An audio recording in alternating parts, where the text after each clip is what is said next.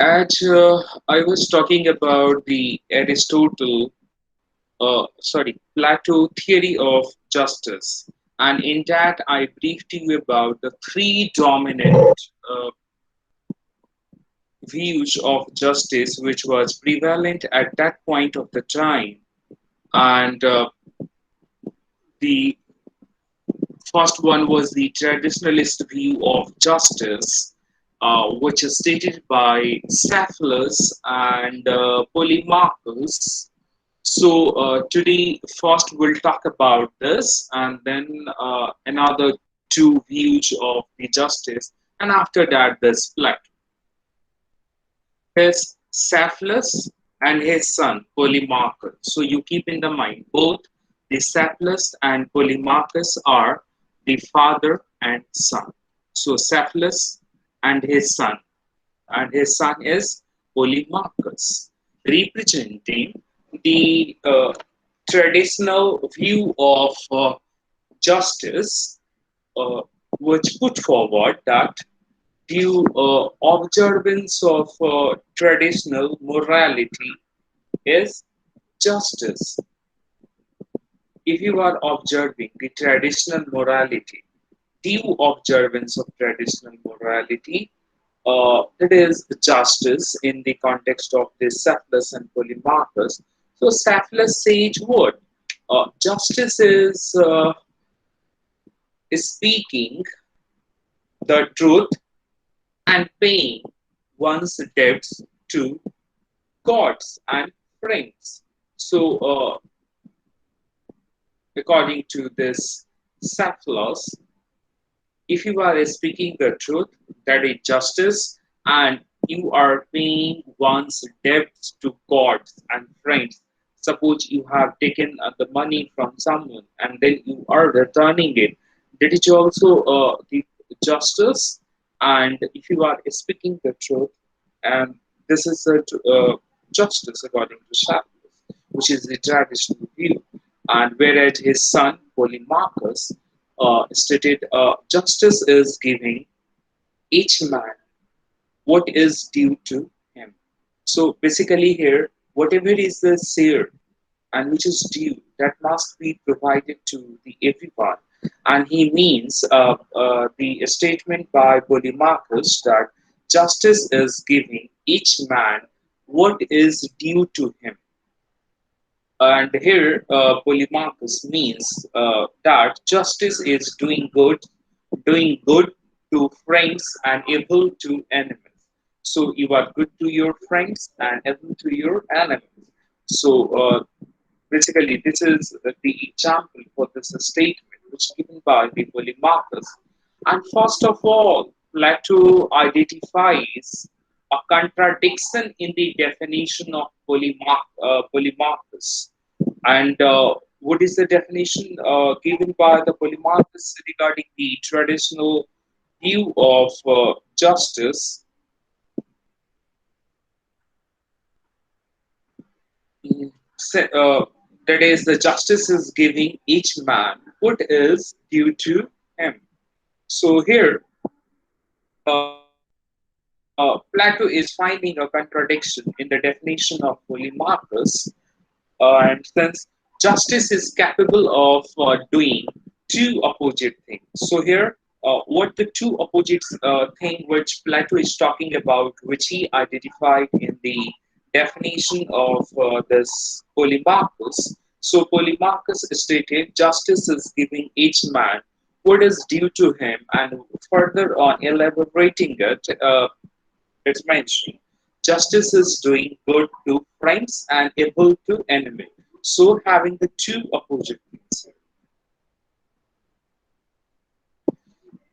So for an example, a doctor has the capacity of curing a disease as well as the capacity of creating it. So by giving this example, you can understand it. The doctor can cure a disease. Suppose if you have any disease or the problem, you are approaching to the doctor, and doctor is so this way the doctor has the capacity of curing a disease, and on the second side, having the capacity of creating it. But a good doctor will always act in one way. So Plato is saying what? A good doctor will always act in one way, and that he will cure the disease and not create. So in the Polemarchus idea, the traditional idea of justice, having the according to Plato, which identified having the contradiction of having the two opposite things. Justice is capable of doing two opposite things, which I depicted, which I have given you the example of a doctor having the capacity of curing a disease and as well as the capacity of creating it. But a good doctor will always act in one way. And what is the one way? He will cure the disease. So justice cannot be used in two opposite ways, at will and it. So always the justice will be used in the one way, not two opposite way. Justice, like the art of healing practiced by the physician, can be used in one way only, and that is doing good to both friends and enemies. This is the essence of Plato, which he made on the observation and proving the contradictory of the statement by Polemarchus on justice. So, is it clear?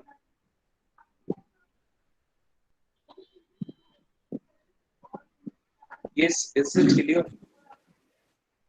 Yes, sir. Yes, sir. So we'll move on to the second other point, which raised by the Plato. So first, though, it made it contradictory, which I explained to you.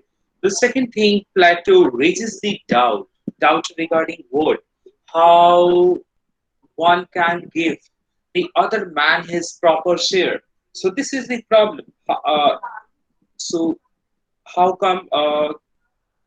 How one can give the other man his proper share if he does not know who is a real friend or an enemy. So, as Polemarchus stated, good to friends and evil to enemies in his traditional views of justice. So, here the Plato is raising the question regarding the doubt. A doubt is what? How can you give the other man his proper share if he or she doesn't know who is a real friend or an enemy? So this is the second point, which raised by the Plato on the traditional view of the justice, and especially on the remark of the Polemarchus.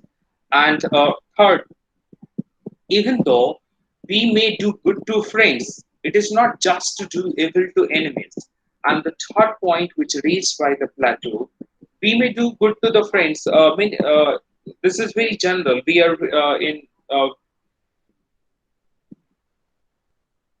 are approaching in a better way to the friends, but it is not just to do the evil to the enemies who is not your friend. This is not just. The third, and here, doing evil is injuring a person. You are hurting the another person while you are doing certain kind of the evils. So men who suffer from injury go from bad to worse, and it is not good to make worse than he was. So, in short, I can say justice can act in one way only, that is doing well to all, whether they are friends or the enemies. Is it clear? Yes, sir. Any confusion till now? So, the according to the Plato, while talking on the this traditionalist view on justice, and this is the Plato idea, Plato justification uh, over this statement of the Cephalus and the Polemarchus. Justice can act in a one way only, and that is doing well to all, whether they are friends or enemies. So, Plato believes that Justice is righteousness, and uh, it is not a technique which can be used in two opposite ways at will. It is a quality of the soul and a habit of mind rather than a technique. So I can conclude by saying just a line over that. Plato draws the conclusion that man who has acquired a sense of justice will act in one way only, and which is doing well to both friends and enemies. So, is it clear the traditionalist view of justice by Cephalus and Polemarchus and the remarks by the Plato on that? Is it clear? Any question over that? No, sir. Okay. So now I will move on to the second view of justice that was prevalent at that point. That is a radical or sophist view of justice, which put forward by Thrasymachus.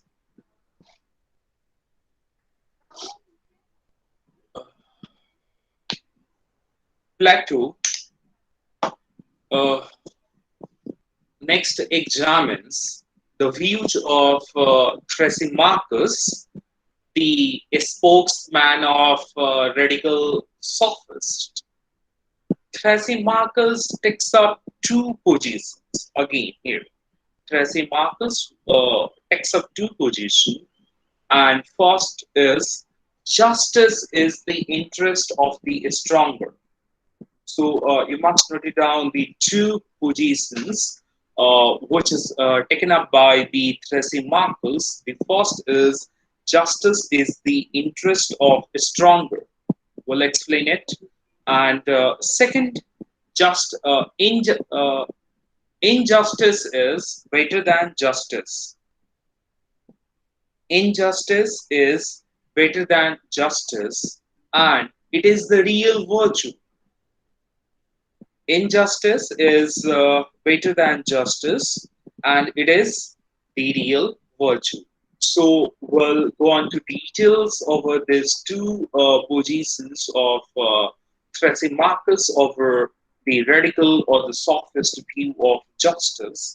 So defining justice as the interest of a stronger, Thrasymachus means Thrasymachus means that might is right, or in other words, he identifies justice with power, pure and naked.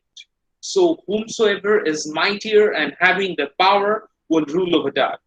So, maintaining that unjust man is happier and wiser than a just man.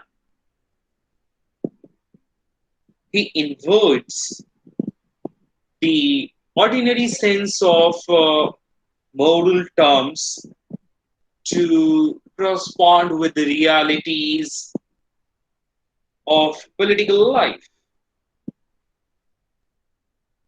So the position of Thrasymachus illustrates the ethical nihilism of the sophist.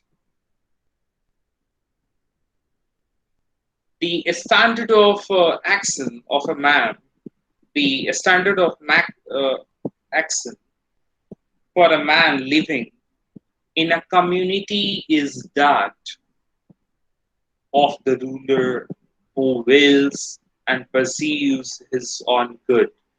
And what will happen? Whatever will be the will of the ruler, accordingly they have to perform and pursue his own good. The ruler governs for his own advantage, while every man acts for himself and tries to get what he can. Uh, the strongest is sure to get what he wants. because he is capable enough of that, and he is holding that much of the power and his mighty. Since in the state, the ruler is the strongest person and he will get whatever he wants for himself.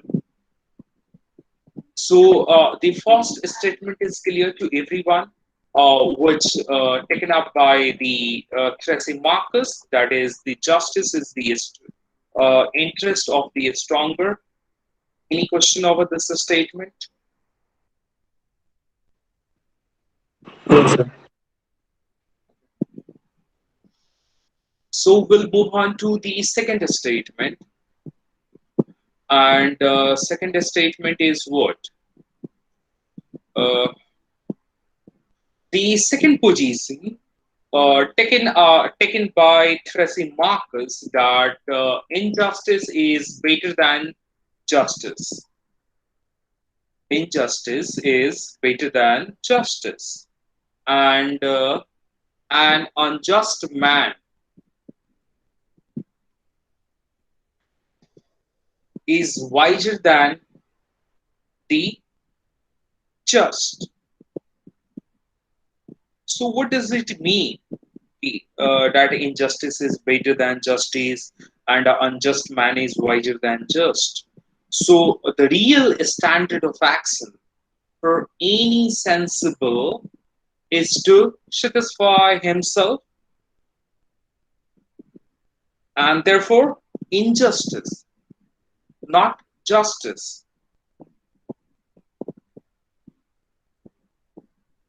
is the real virtue and true wisdom for all sensible men.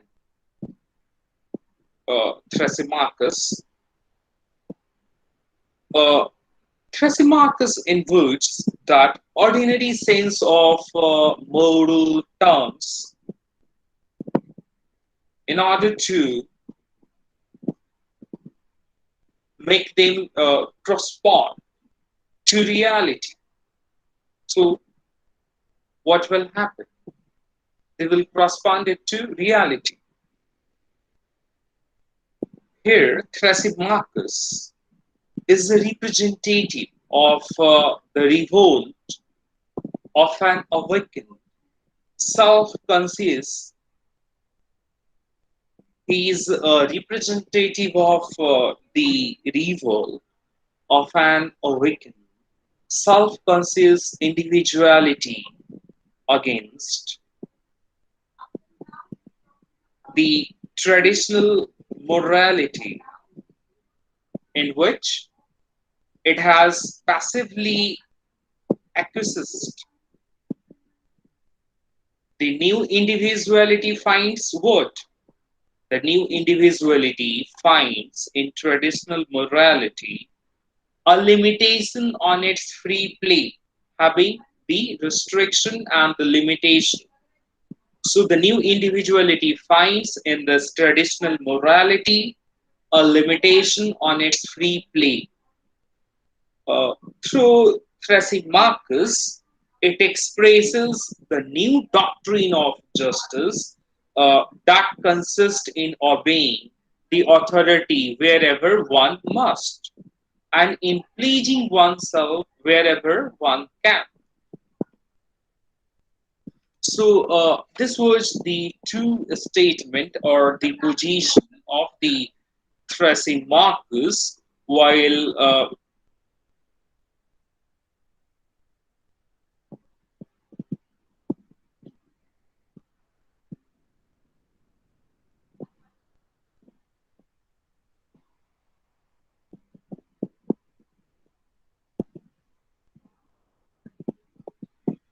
we'll come to your question. Whatever you have written, it will be clarified within a minute. So basically, here what having you just whatever I told you regarding this Thrasymachus and the new doctrine is coming, you have a certain kind of limitation. You do not have the open end just. You have limitations with that, and in that, this new doctrine, which You have to obey the authority. जहाँ पे must है, you have to obey, no option there. Suppose you are living in a state and you have to obey the authority of the state, which is must. And the second thing, कि pleasing oneself wherever one can. So जहाँ पे आपको जरूरत है वहाँ पे आपको सामने वाले को please करना पड़ेगा. You have to keep him happy. If you have to take certain kind of the I will not use that proverbs, but you must be aware about that. जब जरूरी होता है तो the people will take the advantage of anything. You must be heard about that proverbs. I hope so. Do you know this proverb? Yes, sir. So Plato's refutation to Thrasymachus. So अब जो ये Thrasymachus अपना radical और sophist idea जो view है उनका justice के ऊपर radical और the sophist view of justice, उस पर प्लेटो का क्या है refutation remark? Plato seeks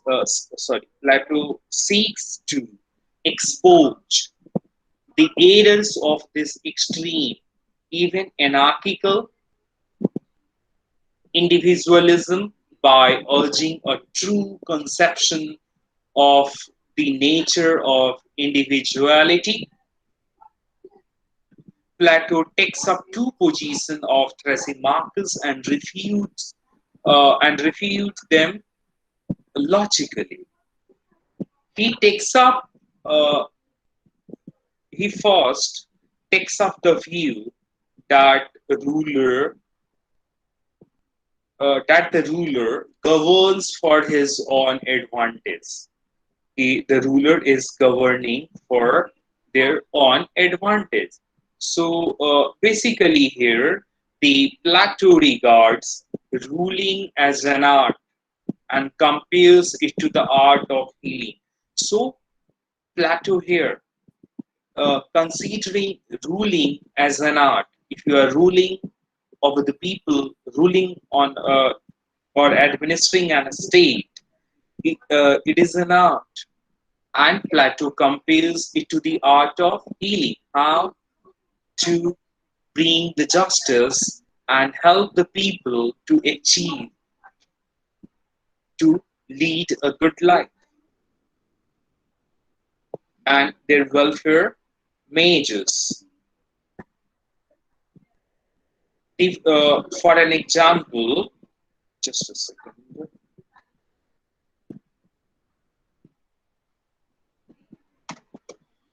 Yes, for an example, the physician who cures the patient serves his own advantage. The purpose or the end of healing is the welfare of the diseased.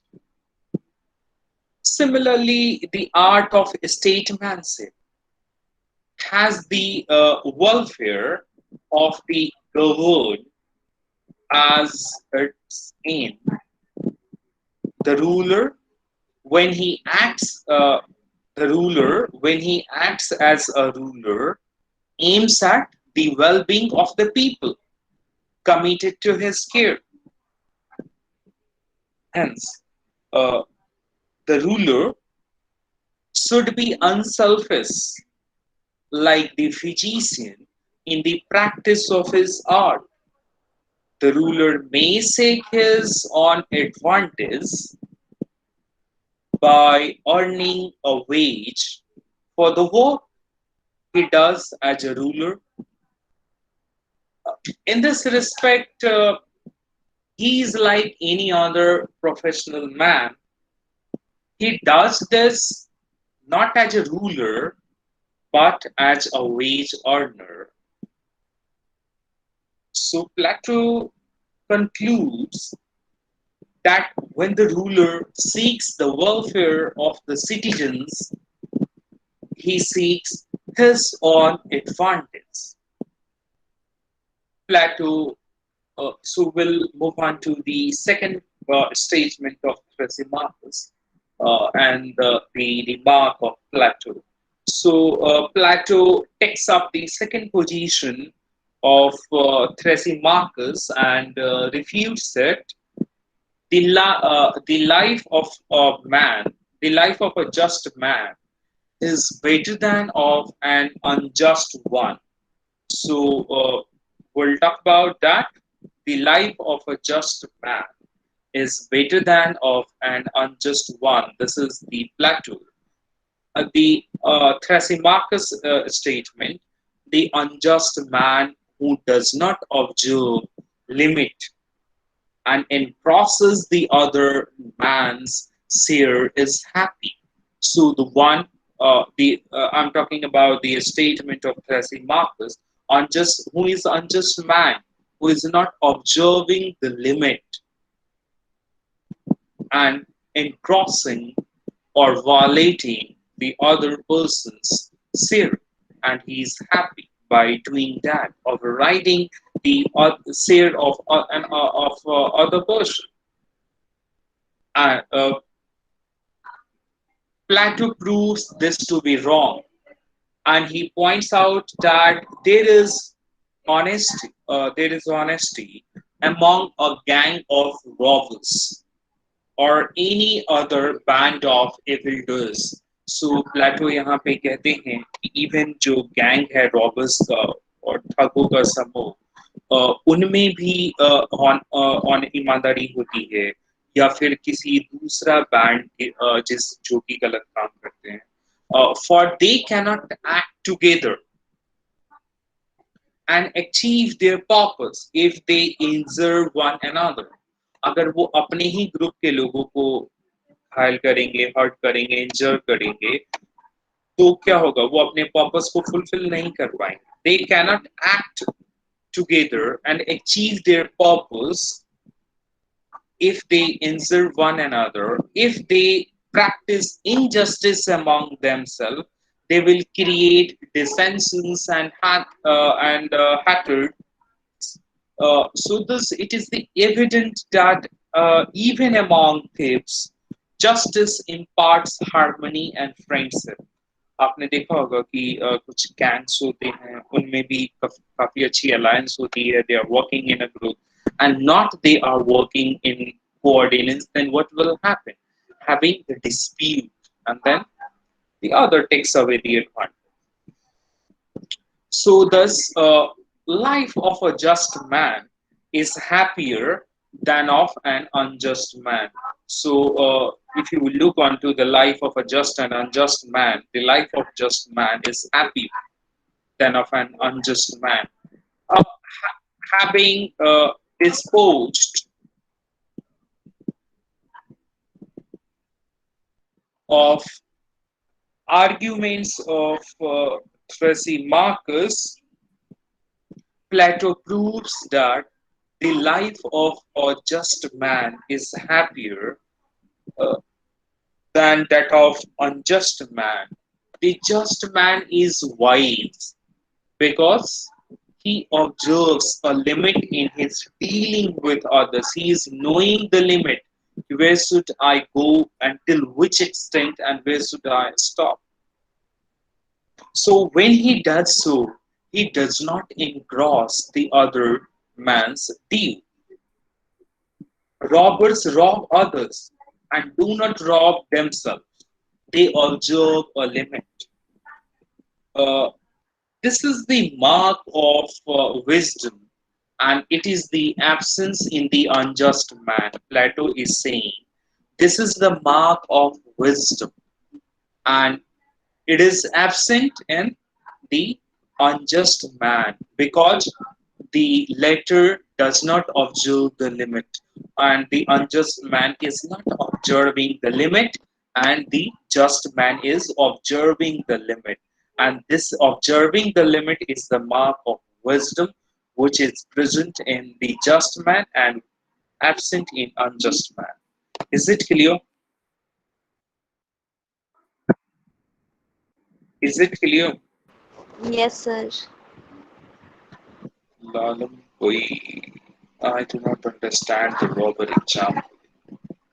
Yes, Lalampui, you just you see, assume there are 10 robbers and having a gang group. Robbers, you know not the meaning of robbers. Lalampui,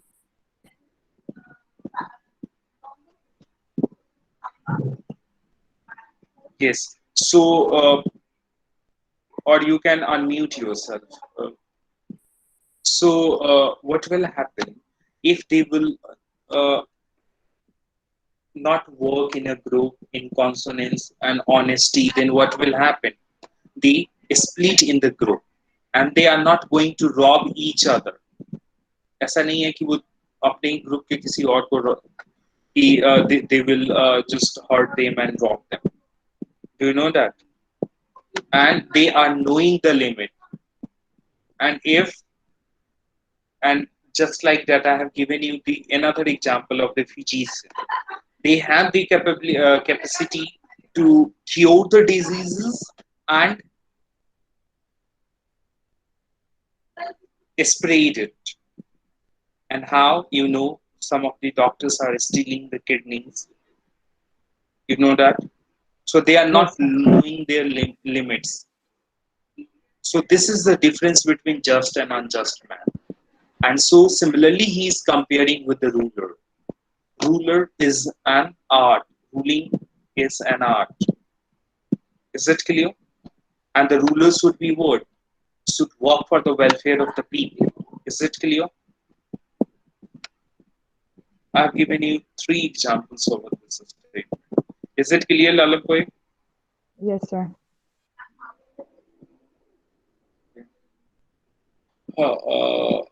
Okay, I need to come back to the previous question I forgot. We'll come back once just completing it. Yep. Plato observes, sorry,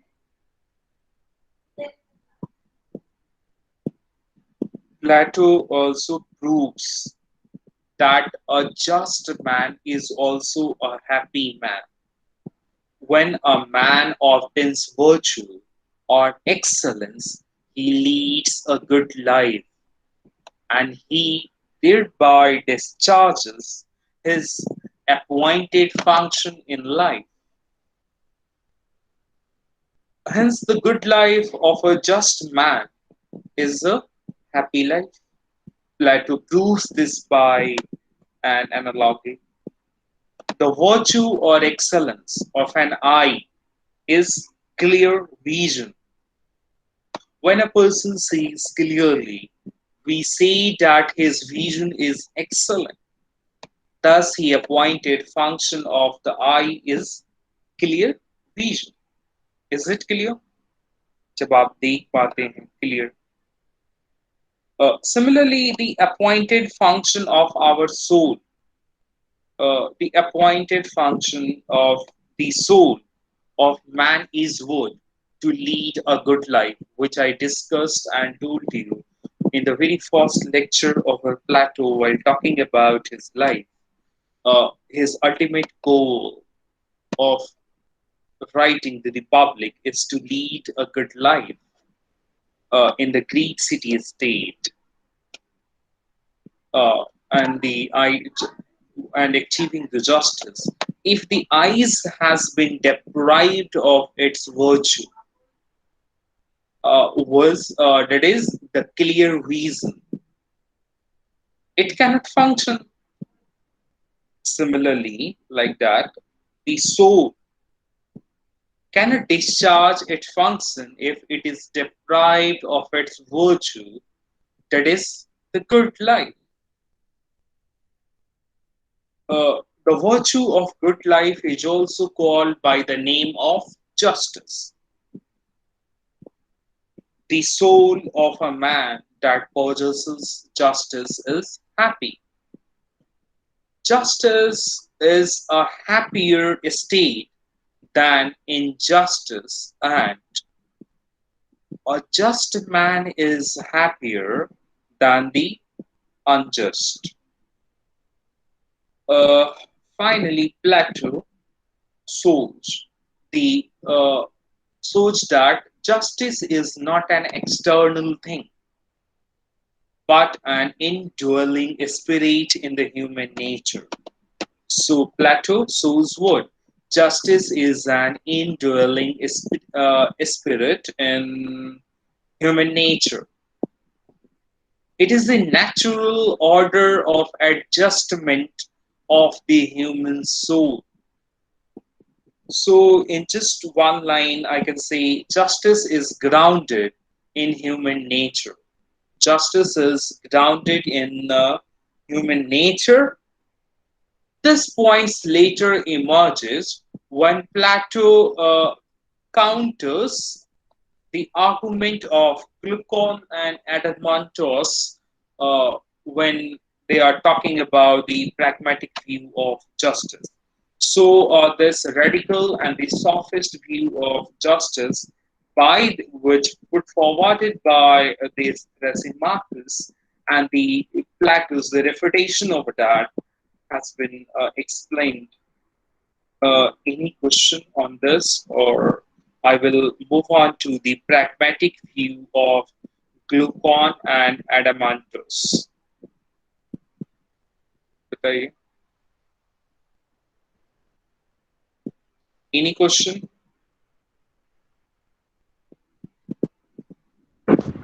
sir आगे बढ़ते हैं. Okay. No questions. So we'll talk about the third contemporary views of justice, when Plato was writing at that point of the time. And after that, we'll go to the Plato idea of justice. So, before that, we'll talk about the pragmatic view of Glaucon and Adeimantus. The Glaucon and Adeimantus put forward a new point of view. They say that justice is an artificial thing, a product of convention. This is the view of this is a pragmatic view of justice, which put forward by Glaucon and Adeimantus, that justice is an artificial thing, uh, a product of convention.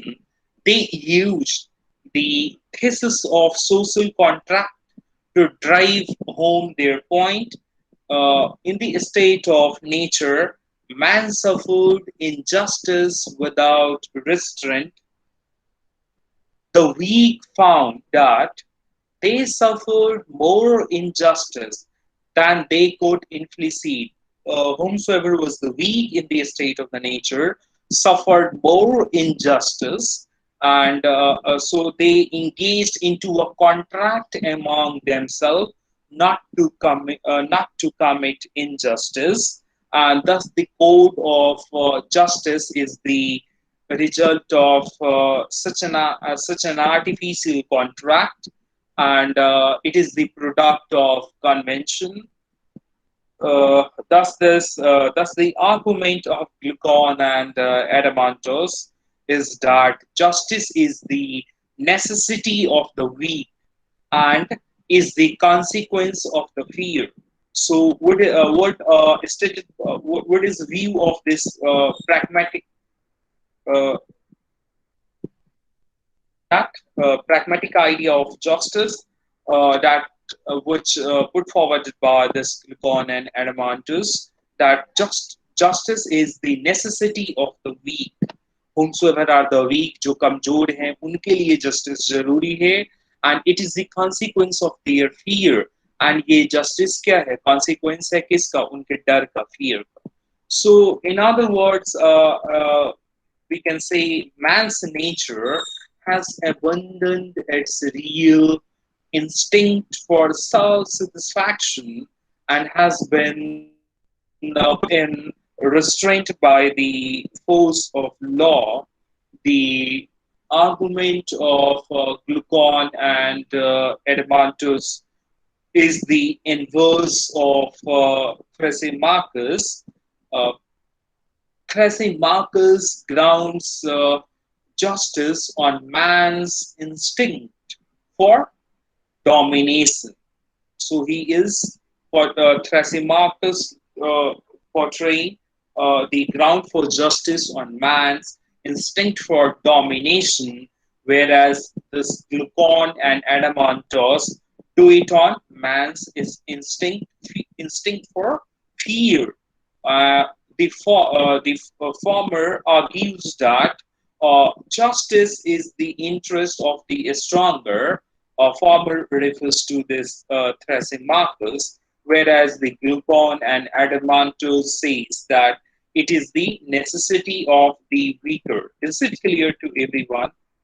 Any doubt in understanding the radical or the sophist view of Thrasymachus and this Glaucon and Adeimantus view, pragmatic view of justice and the difference between them? Is it clear? Any question over that, or shall I move ahead?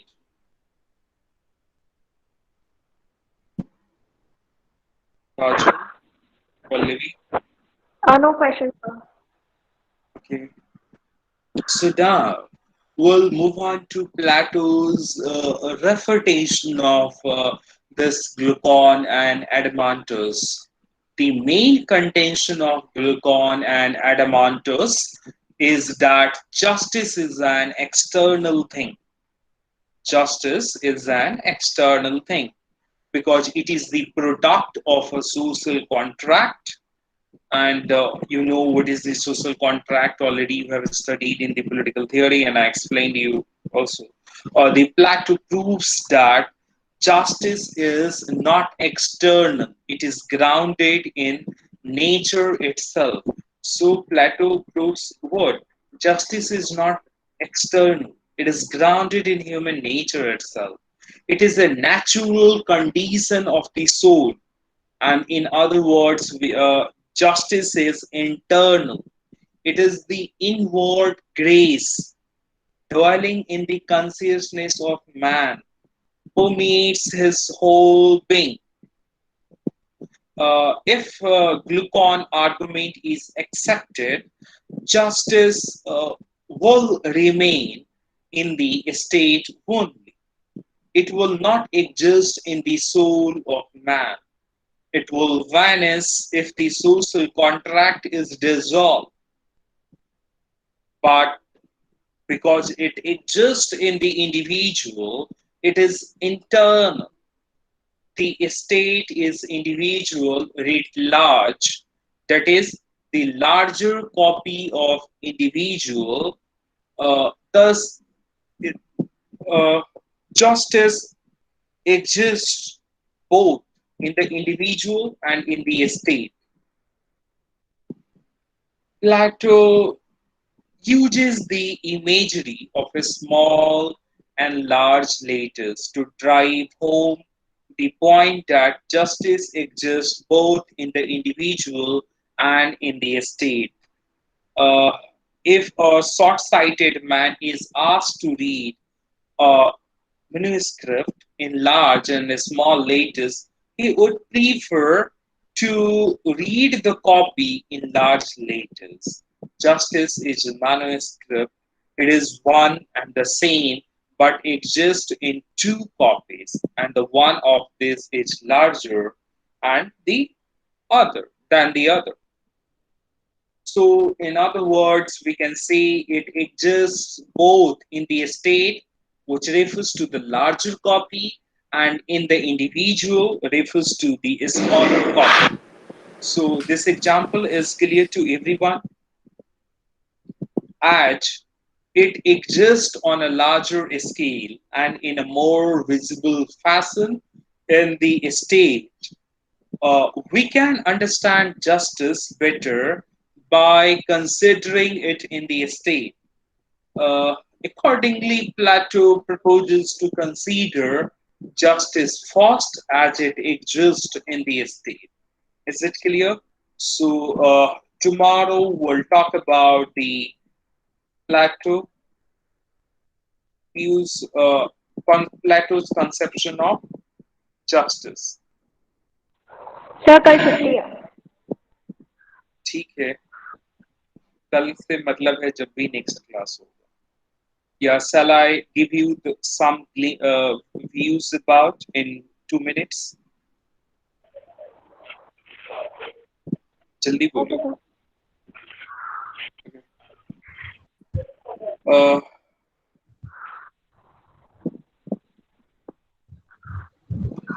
चलो रहने दो. We'll हाँ sir, do next it class में ही करते हैं. next because I have another lecture as well. Acha, one more thing which I want